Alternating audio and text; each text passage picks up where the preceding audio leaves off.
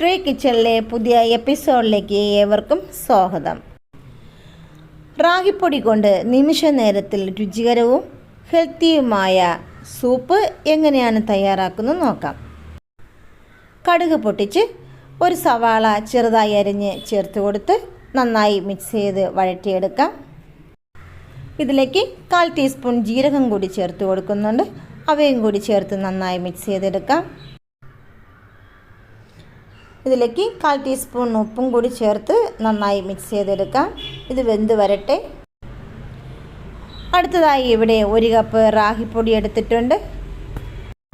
ഇതിലേക്ക് വെള്ളം ഒഴിച്ച് നല്ല ലൂസായി മിക്സ് ചെയ്തെടുക്കാം.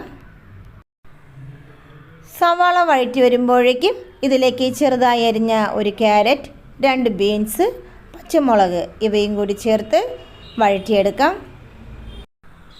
പച്ചക്കറികൾ വഴറ്റി വരുമ്പോഴേക്കും നേരത്തെ മിക്സ് ചെയ്ത് വെച്ച റാഗി മാവ് ഇതിലേക്ക് ചേർത്ത് നന്നായി തിളപ്പിച്ച് കുറുക്കിയെടുക്കാം.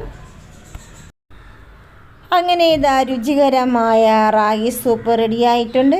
എല്ലാവരും ഇതൊരു പ്രാവശ്യം ട്രൈ ചെയ്ത് നോക്കുക. വളരെ ഹെൽത്തിയായ ഫുഡാണ്.